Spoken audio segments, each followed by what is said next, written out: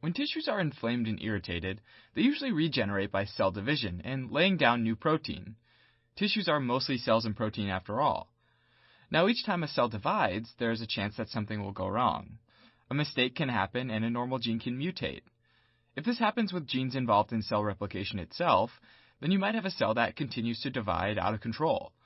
This is why tissues that are constantly subject to irritation and inflammation, especially tissues that aren't as used to it and typically don't have as much cell division happening, are a lot more likely to develop tumors. And the gallbladder is no exception to this. About 3/4 of patients that develop gallbladder cancer have cholesterol gallstones, and having gallstones in general is thought to increase the risk of having gallbladder cancer significantly.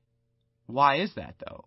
Well, gallstones are known to induce inflammation of the glandular tissue along the gallbladder walls, also known as cholecystitis.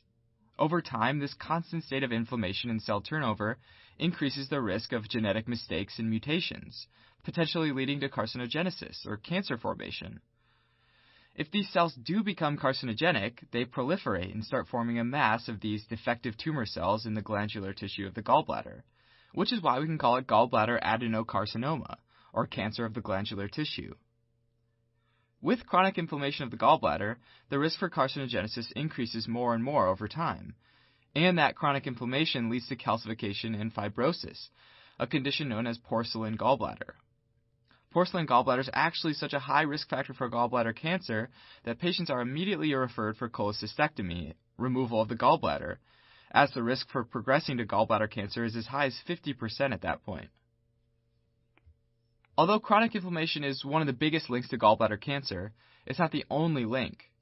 Chronic infection, particularly associated with Salmonella and Helicobacter, seems to raise the risk of developing gallbladder cancer. Also, hereditary syndromes like Gardner syndrome and neurofibromatosis have also been associated with increased likelihood of developing gallbladder cancer. Another interesting link is a congenital abnormality called abnormal pancreatico-biliary duct junction, where this part that comes right after the spot where the pancreatic duct and the common bile duct come together is too long. It's thought that in this condition, pancreatic juice, which is secreted to help digestion just like bile, is refluxed into the bile ducts since there's a higher hydrostatic pressure that tends to push it up into the bile ducts.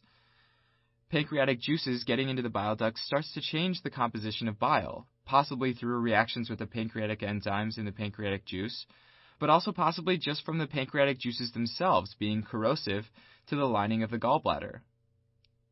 This is thought to lead to a chronic state of inflammation in the bile ducts in the gallbladder, therefore making these patients much more likely to develop a gallbladder cancer. This condition is most prevalent in Asian populations, particularly the Japanese. Since this process of chronic inflammation and progression of calcification and damage is pretty slow and happens over years and years, gallbladder cancer isn't usually caught until it's progressed to later stages and is often caught incidentally.